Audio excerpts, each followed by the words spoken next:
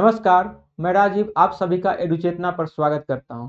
दोस्त, हमारे चैनल पर आप नए हैं तो चैनल को सब्सक्राइब करें और दोस्त के साथ भी शेयर करें। तो दोस्त, अभी हम बात करने वाले हैं सहायक शिक्षा विकास पदाधिकारी एईडीओ का जो भर्ती आया है अभी, तो इसके बारे में हम सारा का सारी जानकारी देखेंगे। और ये इसका डिटेल वीडियो जो नोटिफिकेशन का आया था सारा का सारा इससे पहले मैं बना दिया है। उसको आप नहीं देखे हैं तो उसको आप जाके देखिए। और उसके बाद इसमें आप आएँगे तो इसमें आपको हम बताएँगे स्ट्रैटेजी और सिलेबस और आपको कहाँ से बुक पढ़ना है, तो ये सब के बारे में अभी जानकारी देखेंगे। तो चलिए हम देखते हैं, शुरुआत करते हैं। तो आपको सिर्फ़ और सिर्फ़ मात्र 8 किताब पढ़ना है और उसमें सफलता की गारंटी निश्चित। देखिए, यहाँ पे सबसे बड़ी बात क्या होती है, कम बुक पढ़िए और अच्छे तरीक़ा से उसको बार-बार रिवाइज़ करके पढ़िए। ये एक बहुत ही अच्छा स्ट्रैटेजी होता है एग्ज़ाम क्रैक करने का। तो सबसे पहले ऑफिशियल नोटिफिकेशन आपको पहले बता ही दिए हैं, तो इसमें हम बात करेंगे सिलेबस के बारे में देख लेंगे और नंबर ऑफ क्वेश्चन कितना सब्जेक्ट वाइज ये देखेंगे और बुक लिस्ट सबसे इंपॉर्टेंट बात यहाँ हम बुक लिस्ट के बारे में देखेंगे। स्ट्रेटजी आपको क्या होना चाहिए और मॉक टेस्ट ऑफलाइन या ऑनलाइन आपको कहाँ से देना है ये बात हम देखेंगे। तो चलिए हम स्टार्ट करते हैं। देखिए, तो ये सब हम सारे के सारा इससे पहले वाले वीडियो में सारा जानकारी दे ही दिए थे। फिर भी हम थोड़ा आपको बता देते हैं कि यूआर के लिए 374 पोस्ट है और उसमें 131 महिला के लिए, क्योंकि 35% आरक्षण इसको महिला के लिए मिला हुआ है। तो 374 का 35% 131 पोस्ट महिला के लिए रखा गया है। उसके बाद ईडब्ल्यूएस के लिए 93, अनुसूचित जाति के लिए 150 और महिला के लिए 53 और ईडब्ल्यूएस में महिला के लिए 33 और अनुसूचित जनजाति के लिए 10 पोस्ट है पुरुष में और महिला के लिए 4 है और अत्यंत पिछड़ा वर्ग के लिए 168 है, महिला के लिए 59 है, पिछड़ा वर्ग के लिए 112, महिला के लिए 39 और उसके बाद टोटल कुल मिलाकर बात किया जाए तो 935 वैकेंसी है जिसमें 319 पोस्ट महिला के लिए है। ये हम वैकेंसी का डिटेल देखें, उसके बाद हम आगे बात करेंगे। ये देखिए, सैलरी और क्वालिफिकेशन और एज के बारे में हम बात करते हैं। तो आप यहाँ देखेंगे ये लेवल 5 का जॉब है और मूल वेतन आपको 29,200 मिलेगा। और उसके बाद क्वालिफिकेशन की बात किया जाए तो किसी भी मान्यता प्राप्त विश्वविद्यालय से स्नातक या समकक्ष आपको डिग्री होना चाहिए, तब इस फॉर्म को आप भर पाएंगे। और एज की बात कर लिया जाए तो एज आपकी उम्र सीमा 21 वर्ष, न्यूनतम एज 21 वर्ष और अधिकतम पुरुष के लिए 37 वर्ष है। और पिछड़ा इसमें जो रिजर्वेशन है पिछड़ा अत्यंत पिछड़ा के लिए पुरुष एवं महिला के लिए 40 वर्ष का रखा गया है, ठीक है। और उसके बाद अनुसूचित जाति अनुसूचित जनजाति के लिए पुरुष महिला दोनों के लिए 42 ईयर्स रखा गया है। और इसमें ज़्यादा कुछ इंपॉर्टेंट नहीं है, अगर आपको लगेगा तो इसको वीडियो पॉज करके आप पढ़ सकते हैं। और फिर आगे बात करते हैं और सिलेक्शन प्रोसेस। देखिए, चयन प्रक्रिया क्या होने वाला है। तो इसमें आप देखेंगे कि इसमें सबसे पहले आपको एक बात को ध्यान जरूर रखना है कि सिंगल एग्जाम में आप ऑफिसर बनेंगे। लेवल 5 का जॉब एक एग्जाम देने के बाद आपको लग जाएगा, इसमें और कोई झंझट नहीं है। इसीलिए इसको आप बहुत अच्छे तरीका से इसे तैयारी कीजिए और सिलेक्शन में अपना नाम सुनिश्चित कीजिए। दिन रात एक कर दिए, पूरा मेहनत कीजिए, 15 घंटा 14 घंटा 13 घंटा पढ़िए लगातार। तो देखेंगे इसमें आपको उम्मीदवार के चयन के लिए लिखित परीक्षा और ये ऑब्जेक्टिव टाइप का एग्जाम लिया जाएगा, ठीक है। इसमें साक्षात्कार नहीं लिया जाएगा, मतलब इसमें और कोई एग्जाम नहीं है, सिर्फ और सिर्फ सिंगल एग्जाम है। एमसीक्यू के फॉर्म में आपको एक दिन में एग्जाम ले लिया जाएगा, एक दिन या 2 दिन में जो भी, क्योंकि इसका तीन पेपर है, 3 दूनी 6 घंटा, तो मुझे लग रहा है 3 पेपर एक दिन में कराना तो संभव नहीं है, तो शायद 2 दिन में इसका एग्जाम लिया जाएगा, ठीक है। और इसके बाद इसमें आप देखेंगे ये भी कुछ आरक्षण है उम्मीदवार के लिए, ये आप देख लीजिए, आपको जरूरत लगेगा तो वीडियो पॉज करके पढ़ लेंगे। और सिंगल एग्जाम, इसमें पहले बता दिए कि इसमें सिंगल एग्जाम है, आपको एक एग्जाम दे के ऑफिसर लेवल का आपको जॉब मिलेगा। तो और इसमें हम बात करते हैं एग्जाम पैटर्न की, तो पेपर 1 में सामान्य भाषा रहेगा जिसमें आपको सामान्य अंग्रेजी 30 अंक के पूछा जाएगा ऑब्जेक्टिव टाइप में, और सामान्य हिंदी 70 अंक का ऑब्जेक्टिव टाइप में रहेगा। टोटल 100 क्वेश्चन रहेंगे, समय अवधि 2 घंटा और कुल प्रश्न की संख्या 100 रहेगा। और इसमें एक क्वालिफाइंग मिनिमम मार्क आपको लाना 30% अनिवार्य है इन बोथ लैंग्वेज, इन दोनों में आपको 30% लाना ही पड़ेगा। और 30% कहे तो 30 में से अंग्रेजी में आपको 9 क्वेश्चन सही करना होगा और 21 अंक 9 मार्क है, ये 9 क्वेश्चन नहीं, 9 मार्क। और 70 अंक में से आपको हिंदी में 30%, 21 मार्क आपको लाना अनिवार्य है, तब जाके अगला पेपर का इवैल्यूएशन होगा, नहीं तो आपका मेहनत बेकार हो जाएगा। इसमें आप भले ही कितना स्कोर कर लें, उससे कोई मतलब नहीं रह जाएगा। सामान्य अध्ययन की बात किया जाए तो सामान्य अध्ययन में आप देखेंगे ऑब्जेक्टिव टाइप का क्वेश्चन रहेगा, और इसमें 100 क्वेश्चन रहेंगे प्रश्न, और 2 घंटा का एग्जाम चलेगा, 100 अंक का होगा, 100 मार्क का। फिर जनरल एप्टीट्यूड के बारे में बात करेंगे तो ये भी ऑब्जेक्टिव टाइप का होगा, 100 क्वेश्चन, 2 घंटा का पेपर होगा, और 100 मार्क की होने वाला है। ठीक है, और इसमें प्रत्येक प्रश्न का 1 अंक निर्धारित है, तथा प्रत्येक गलत के लिए आपको 1/3 अंक काट लिया जाएगा, निगेटिव मार्किंग 1/3 है। और उसके बाद सामान्य भाषा हिंदी और अंग्रेजी के पत्र मात्र क्वालिफाइंग होंगे, इसका जो है ना मेरिट में आपको इसका मार्क नहीं जोड़ा गया, सिर्फ क्वालिफाइंग नेचर का है, आपको मिनिमम स्कोर करना है, जिसमें से प्रत्येक में न्यूनतम 30% अंक प्राप्त करना अनिवार्य होगा। प्रत्येक में लिख दिया है आपको, इंग्लिश में अलग और हिंदी में अलग 30% आपको क्वालिफाई करने के लिए लाना पड़ेगा। अर्थात समान अंग्रेजी समान हिंदी में अलग अलग न्यूनतम अंक प्राप्त होने पर ही अन्य पत्रों का मूल्यांकन किया जाएगा। समान अंग्रेजी एवं समान हिंदी में पत्रों में न्यूनतम प्राप्त अंक नहीं प्राप्त होने पर अभ्यर्थी पर विचार नहीं किया जाएगा। तो इस बात को आपको ध्यान में रखना है, मिनिमम मार्क आपको 30% पेपर 1 में आपको सामान्य भाषा में लाना ही है किसी भी हालत में। तो अब हम बात करते हैं सिलेबस के बारे में। इससे पहले भी इस वीडियो में एक वीडियो बनाए थे, उसमें हम आपको सिलेबस के बारे में जानकारी दिए थे डिटेल, और यहाँ भी कुछ हम आपको थोड़ा सा झलक दिखाते हैं। सामान्य भाषा जो है, इसमें सामान्य अंग्रेजी एवं सामान्य हिंदी के प्रश्न इस तरह से होंगे कि अभ्यर्थी के भाषा संबंधी प्रयोग की समझदारी की जांच की जा सके। जो बेसिक आपको बेसिक भाषा के आधार पर आपको इसमें पूछा जाएगा, कंप्रीहेंशन रहेगा, और हिंदी में गद्यांश रहेंगे। इसी तरह से नॉर्मल क्वेश्चन रहेगा, आपको मतलब ज़्यादा घबराने की इस पर जरूरत नहीं है। अभी जो मार्केट में बुक नहीं आया है इसका, जैसे ही इसका बुक आ जाएगा उसमें हम आपको बता देंगे टेलीग्राम पे। सामान्य अध्ययन के लिए आपको सामान्य विज्ञान, राष्ट्रीय अंतर्राष्ट्रीय महत्व की समसामयिक घटनाएं, भारत का इतिहास, बिहार के इतिहास के प्रमुख विशेषताएं, सामान्य भूगोल, बिहार के प्रमुख भौगोलिक प्रभाग तथा यहाँ की महत्वपूर्ण नदियां, भारत की राज्य व्यवस्था और आर्थिक व्यवस्था, आजादी के पश्चात बिहार की अर्थव्यवस्था के प्रमुख परिवर्तन, भारत की राष्ट्रीय आंदोलन तथा इसमें बिहार का योगदान को जांचने वाला प्रश्न होंगे। समझ के बाद कुल मिलाकर आपको हिस्ट्री पढ़ना है, पॉलिटी पढ़ना है, ज्योग्राफी पढ़ना है, साइंस पढ़ना है, सारा का सारा सब्जेक्ट पढ़ना है, इकोनॉमिक्स पढ़ना है, और करंट अफेयर भी आपको पढ़ना है। और आगे बात किया जाए समान योग्यता जनरल एप्टीट्यूड की, तो समान योग्यता जनरल एप्टीट्यूड में आपको मैथ्स पूछेगा और reasoning, same maths plus reasoning दोनों की क्वेश्चन इसमें रहेंगे। 50 + 50 100 क्वेश्चन रहेगा, 50 ये 50 रीजनिंग और 50 मैथ रहेगा। तो संख्या पद्धति से संबंधित प्रश्न रहेंगे, पूर्ण संख्या का अभिकलन रहेगा, दशमलव और भिन्न रहेगा, संख्याओं के बीच परस्पर संबंध, मूलभूत अंकगणितीय संक्रिया, प्रतिशत, अनुपात तथा समानुपात, औसत, ब्याज एवं लाभ हानि, सदृश। अब यहाँ से रीजनिंग का सिलेबस स्टार्ट हो गया है। सदृश, समानता एवं विभिन्नता, स्थान कल्पना, स्थान अभिविन्यास, समस्या समाधान, विश्लेषण, दृश्य स्मृति, विभेद, अवलोकन, संबंध, अवधारणा, अंकगणितीय तर्क, शक्ति, शाब्दिक एवं चित्रात्मक वर्गीकरण, अंकगणितीय संस्करण, संख्या श्रृंखला, गैर शाब्दिक श्रृंखला, कूट लेखन एवं कूट व्याख्या आपको पूछे जाएंगे। ये मतलब नया कुछ भी आपको पढ़ने की जरूरत नहीं है। आप किसी भी एग्जाम की तैयारी कर रहे होंगे, एनटीपीसी हो गया, बिहार सीजीएल, बिहार एसएससी, कुछ भी आप कर रहे होंगे, सेम वही पैटर्न रखा गया है रीजनिंग में भी और मैथ में भी।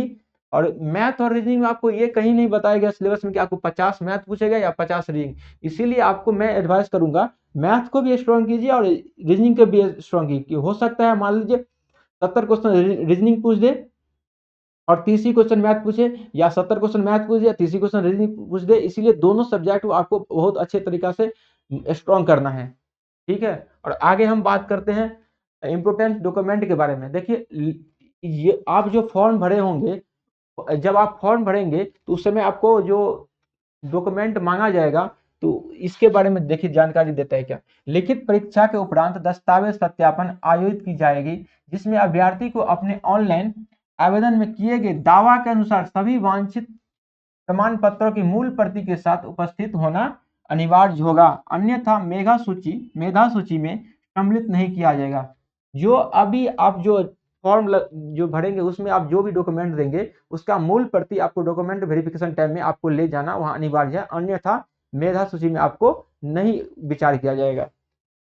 मेधा सूची लिखित परीक्षा में प्राप्तांक अंकों के आधार पर आयोग अंतिम चयन होती मेधा सूची तैयार करेगा। ये जो एमसीक्यू जो क्वेश्चन एग्जाम होगा एमसीक्यू पैटर्न वाला, उसके आधार पे आपको मेगा सूची किया जाएगा। पेपर 1 क्वालिफाइंग और पेपर 2 और 3 पे आपको ये मेरिट बनेगा। अगर लिखित परीक्षा प्राप्तांक समान होने की स्थिति में समान अध्ययन विषय के मार्क के अनुसार आपको मेगा क्रम निर्धारित होगा। अगर मान लीजिए लिखित परीक्षा में किसी भी स्टूडेंट का समान मार्क आ गया तो उसमें क्या होगा, समान आ गया तो उसके समान मतलब दोनों पेपर 1 पेपर 2, इसमें यहाँ पे मैं अच्छे से बताता हूँ। ये पेपर 1 तो हमारा क्या है, क्वालिफाइंग नेचर का है, इस पे कोई विचार नहीं, कोई बातें नहीं।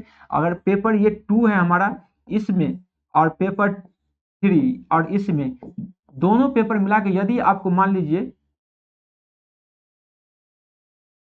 200 पेपर 200 नंबर का मार्क 200 में से आपको 180 आ गया और इसमें एक कैंडिडेट का 180 आ गया और दूसरा कैंडिडेट का भी 180 मार्क आ गया, तो इसमें आपको फिर देखा जाएगा कि पेपर 2 में, यहाँ पेपर 3 होगा, पेपर 2 में किसका ज्यादा अंक है, समान अध्ययन में किसका ज्यादा नंबर है। मान लीजिए इसका समान अध्ययन में पेपर 2 जो था इसमें इसका 100 में से इसका 70 नंबर और इसका 60 नंबर है, तो इसमें से सिलेक्शन किसका होने वाला है, पेपर 2 जिसका 70 नंबर इसका सिलेक्शन लिया जाएगा। यही बात यहाँ पर कहा गया है। और मान लीजिए ये भी, अगर मान लीजिए यहाँ पे इसका भी 70 है पेपर 2 में और इसका भी 70 है, तो ये भी वैरी कर गया। तो अगला फिर क्या बताया गया है, लिखित परीक्षा में समान अध्ययन विषय में भी मार्क समान होने की स्थिति में उम्र में समानता होने पर भी देवनागरी लिपि वर्णमाला के अनुसार नाम वाले उम्मीदवार को वरीयता दी जाएगी। तो यहाँ पे कहने की कोशिश किया गया है कि यदि मान लीजिए यहाँ पे सेकेंड लाइन किया गया था, उसमें बता देता हूँ, यदि मार्क सेम हो जाता है बच्चा का, किसी भी बच्चा का मार्क, मान लीजिए ये ए है और ये बी है, इसका मार्क हो गया 160, 180 कर लेते हैं, 180 इसका मार्क आ गया और इसका भी 180 आ गया, तो यहाँ पे एक पेपर 2 होगा, पेपर 2 में इसका 70 मार्क है और इसका 60 मार्क है, तो ये बच्चा जो होगा, ये बच्चा का सिलेक्शन हो जाएगा। अब मान लीजिए यहाँ पे क्या, मान लीजिए यहाँ भी क्या 70 नंबर इसका भी आ गया, 70 नंबर इसका भी आ गया है, ठीक है। अब यहाँ पे थोड़ा देर के लिए इसको मिटा देते हैं। पेपर 2 में आप मान लीजिए इसका भी 70 आ गया और इसका भी 70 आ गया, तो इस स्थिति में क्या होगा, आपको फिर उम्र के आधार पर देखा जाएगा। मान लीजिए ए का उम्र है 26 वर्ष और बी का उम्र है 25 वर्ष, तो सिलेक्शन किसका होगा, 26 वर्ष वाले का होगा सिलेक्शन, किसका होगा, 26 वर्ष जिसका है उसका सिलेक्शन हो जाएगा फिर, ठीक। अगर मान लीजिए ये भी आपको सेम हो गया, मान लीजिए ए का भी 26 वर्ष हो गया और बी का भी 26 वर्ष हो गया, तो फिर किसका सिलेक्शन होगा, तो फिर आगे जो थर्ड पॉइंट बताया गया था इसमें देवनागरी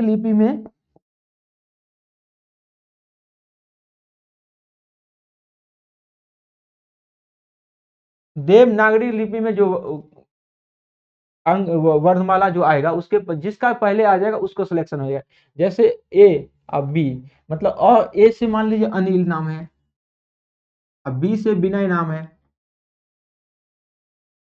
तो पहले अ आएगा कि वो आएगा, तो पहले अ आएगा, तो ऑब्वियसली बात है पहले इसका सिलेक्शन हो जाएगा, ए वाले पार्ट का सिलेक्शन हो जाएगा, उसके बाद इसको कैंसिल कर दिया जाएगा। तो ये बात आपको समझ में आ गया होगा। आगे बात करेंगे फिर,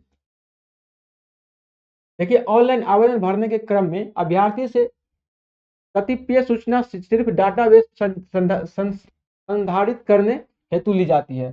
तो जो भी आप जो ऑनलाइन करेंगे तो उसमें आपको सिर्फ मतलब एक सूचना के आधार पर कमीशन को आप जानकारी देते हैं कि ये डॉक्यूमेंट मेरे पास है और ये डॉक्यूमेंट अमुक डॉक्यूमेंट मेरे पास, अमुक डॉक्यूमेंट मेरे पास है, जो आप वहाँ पे कमीशन मांगा है वो आप पुष्टि करते हैं।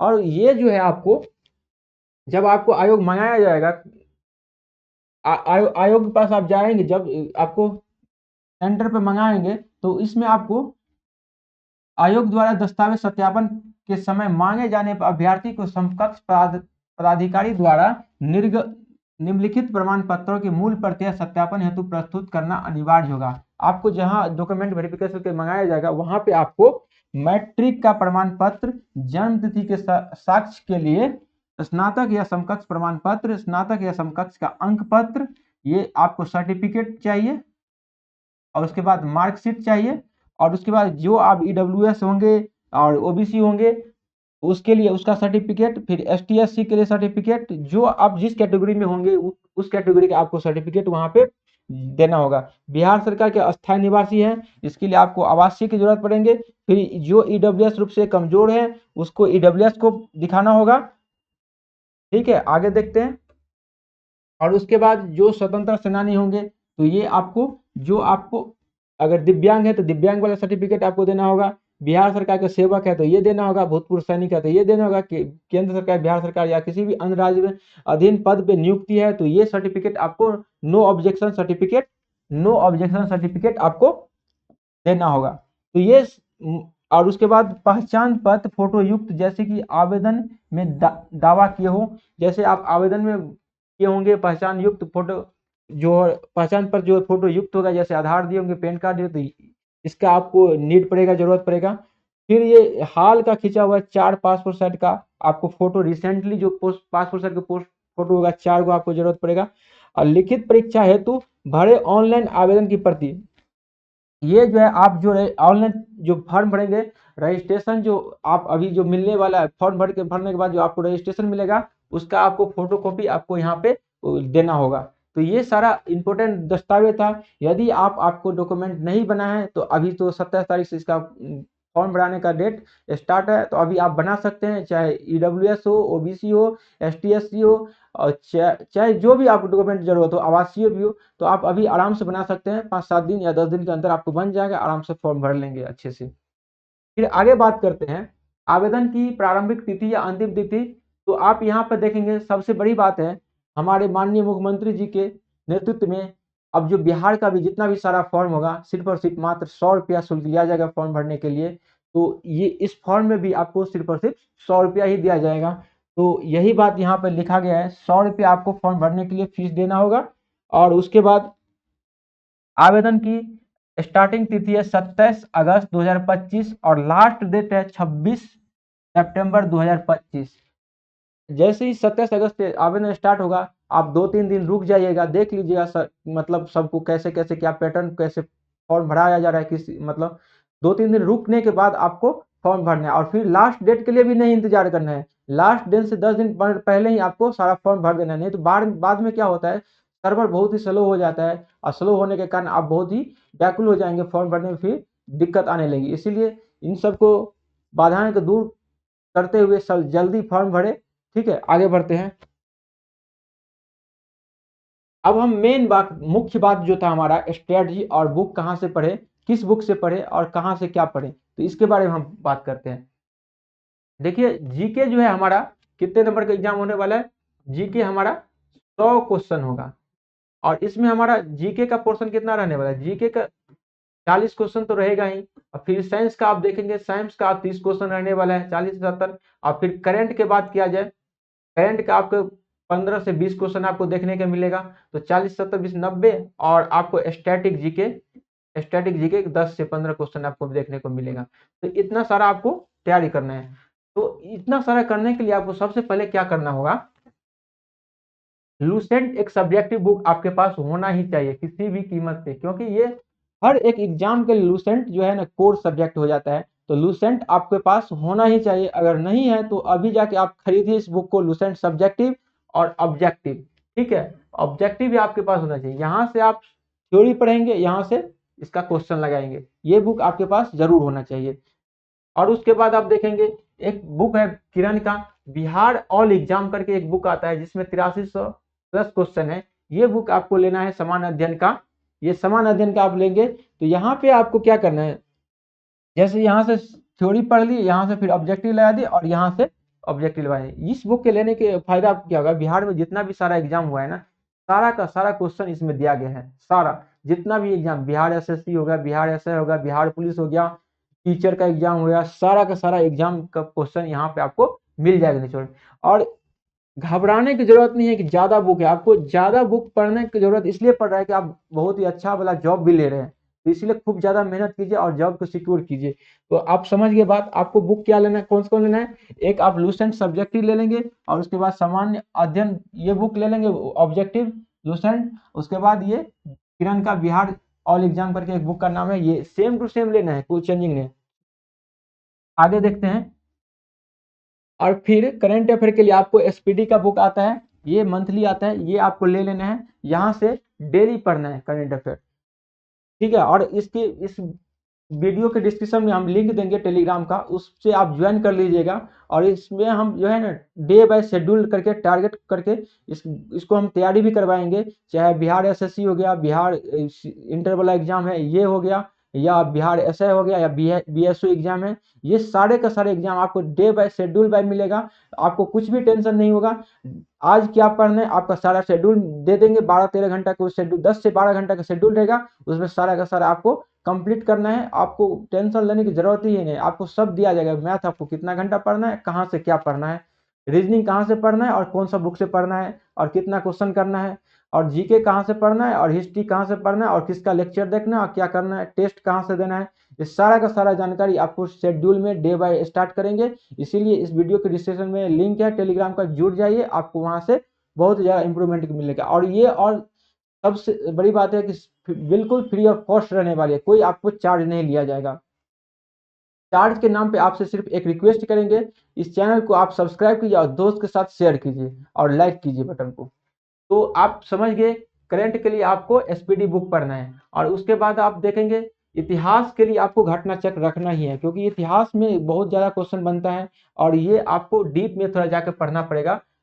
तो इतिहास के लिए आप पूर्वालोकन ले लेंगे, घटना चक्र 2025 वाला। और एक सामान्य विज्ञान है, सामान्य विज्ञान, ये आरआरबी एनटीपीसी का आरआरबी रेलवे वाला बुक आता है, समान अध्ययन समान विज्ञान का। तो ये बुक आप एक लेना आपको जरूरी है, क्योंकि क्वेश्चन जो है साइंस का कितने पूछने वाला है, 30 से 35 क्वेश्चन तक आपको पूछेगा इसमें, इसीलिए इस बुक को आपको पढ़ना पड़ेगा, जरूरी है। ठीक है, ज्यादा बुक नहीं, आप समझेंगे कि जीके के लिए आपको कितना बुक हो गया, तीन तीन इधर हो गया, तीन इधर, 6 बुक आपको पढ़ना ही पढ़ना है किसी भी हालत में। और किसी भी और टीचर के किसी भी कहने के बहकावे में नहीं आ जाना कि एक दो रिसेंट पढ़ लेंगे बस हो जाएगा, नहीं हो जाएगा, बहुत दिक्कत आई, क्योंकि पोस्ट कम है, वैकेंसी कम है, आपको मेहनत ज्यादा करने पड़ेगा। इसीलिए हम बोल रहे हैं आपको ये 6 बुक आपको लेना जरूरी है। अब फिर आगे बात करेंगे मैथ के लिए। मैथ के लिए सिर्फ और सिर्फ आप एक अंक गणित आर एस अग्रवाल का ले लीजिए। मैथ का क्वेश्चन आपको 50 क्वेश्चन लगभग पूछेंगे, तो आपको सिर्फ और सिर्फ आर एस अग्रवाल का एक अंक गणित आता है, ये आपको ये बुक ले लेना है। और ये हर एग्जाम के लिए आपको उपयोगी होने वाला है, ये सिर्फ और टीचर वाला ये एग्जाम है इसके लिए नहीं, ये आपको बीएसएससी के लिए भी, सीजी बीएसएससी, चाहे ये सीजीएल हो,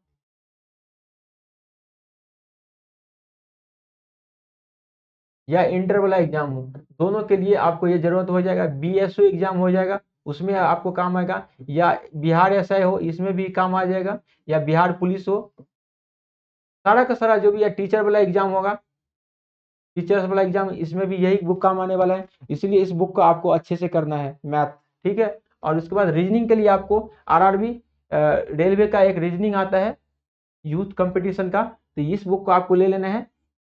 और 16,180 प्लस क्वेश्चन, बहुत सारा क्वेश्चन यहाँ से जाके आपको प्रैक्टिस करना है। अब प्रैक्टिस जो हम शेड्यूल चलाएंगे उसमें हम आर एस अग्रवाल का ही बुक फॉलो करवाएंगे, और रीजनिंग के लिए हम ये यूथ कंपटीशन का बुक फॉलो करवाएंगे।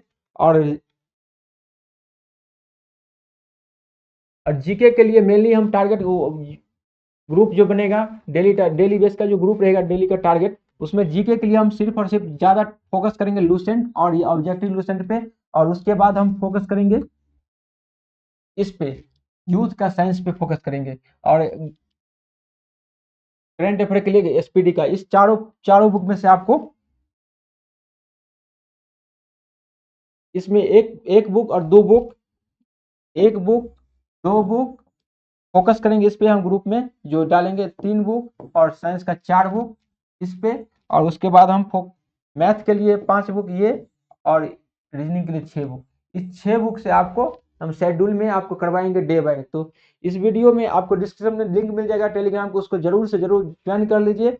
आपको 180 या 150 दिन का हम प्लान बनाएंगे अपने अकॉर्डिंग। समय से पहले आपको एग्जाम से पहले सारा का सारा सिलेबस को 3 से 4 बार मैं रिवीजन करवा दूंगा। अभी आपको मॉक में कितनों भी नंबर आए उससे घबराने की जरूरत नहीं है। आप 3 से 4 महीना तैयारी करने के बाद आपको नंबर ऑटोमेटिक देखने को मिलेगा, और अच्छा 90% तक स्कोर आप आराम से कर लेंगे अगर इतना सारा कर लेते हैं तो। आगे हम देखते हैं। अब देखिए हिंदी इंग्लिश, अब इस एग्जाम में जो हिंदी इंग्लिश है इसमें आपको कुछ ज़्यादा पढ़ने की जरूरत नहीं है। आप एग्जाम के टाइम आने दीजिए, उस टाइम में क्या होगा, जो आपको जरूरत वाला वीडियो रहेगा तो आप ग्रुप में हम आपको शेयर कर देंगे, वहां से उस वीडियो को देख लीजिएगा। हिंदी और इंग्लिश क्लियर हो जाएगा। और इंग्लिश में अगर कुछ ज़्यादा इंपॉर्टेंट लगेगा तो मैं आकर आपको प्रैक्टिस करवा दूंगा, सेट प्रैक्टिस के थ्रू या कोई भी बुक के थ्रू मैं यूट्यूब चैनल पर करवा दूंगा, वहां से आपको देख लेना है। और हिंदी इंग्लिश के लिए मैं अब आपको बता दूं, सेट प्रैक्टिस से काफ़ी है, क्योंकि आपको इसमें सिर्फ पास करना है 100 मार्क में। हिंदी में आपको 70 में से 21 मार्क लाना है, और 30 में से 9 मार्क इंग्लिश में लाना है। तो ये इजी टू अचीव हो जाएगा, आराम से आप इसको क्वालिफाई कर लेंगे। इसके लिए आपको घबराने की जरूरत नहीं है।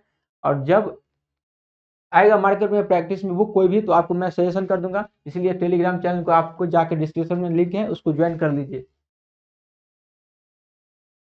अब देखिए हम इस यूट्यूब चैनल पर आपको पढ़ाएंगे, मैथ्स पढ़ाएंगे, जीके जीएस पढ़ाएंगे, अंग्रेजी पढ़ाएंगे, और रीजनिंग अगर जरूरत लगे या हिंदी लगेगा जरूरत तो आप मुझे कमेंट करके बताइए, तो उसके आधार पर मैं कोशिश करूंगा या खुद पढ़ाने का या किसी टीचर के थ्रू आप पढ़वा देंगे, बढ़िया वाला टीचर किसी को मंगा के, ठीक है। अब देखिए लास्ट में आप सभी से एक अनुरोध है क्या, यदि इस चैनल पे आप 5000 सब्सक्राइबर का टारगेट कंप्लीट कर देते हैं, 5000 सब्सक्राइबर टारगेट कंप्लीट करते हैं, तो आप लोग के लिए एक सरप्राइज रहेगा। और अगर आप नए हैं तो इस चैनल को जरूर से जरूर सब्सक्राइब करिए, ताकि मिले आपको सबसे पहले अपडेट किसी भी तरह का इस चैनल का। तो ये आपको एक थोड़ा छोटा सा डेयर दिया जा रहा है कि 5000 सब्सक्राइबर आप इस चैनल को पूरा टारगेट कंप्लीट करवा दीजिए, और उसके बाद हम इस पे आपके सरप्राइज लाएंगे, उसको आपको बाद में हम इसका सारा सारा जानकारी देंगे जब पाँच पाँच के सब्सक्राइबर पूर जाएगा तब। तो चलिए आगे देखते हैं, और चैनल को ज़्यादा से ज़्यादा लोगों को शेयर कीजिए। फिर लास्ट में वही है, प्लीज़ सब्सक्राइब लाइक शेयर, ठीक है। और किसी भी तरह का आपको सजेशन देने की, मतलब किसी भी तरह आप सजेशन भी दे सकते हैं कि क्या मुझे किस तरह की ज़रूरत है, आपको क्या पढ़ना है नहीं चलना है, या किसी भी तरह का इम्प्रूवमेंट करना है, तो आप कमेंट में बता सकते हैं। इसके लिए आप स्वतंत्र हैं। तो चलिए इस वीडियो को हम फिर यहीं पे ख़त्म करते हैं। एक आप बड़ा वाला धन्यवाद ले लीजिए मेरे तरफ से, और फिर मिलेंगे नए वीडियो में। धन्यवाद।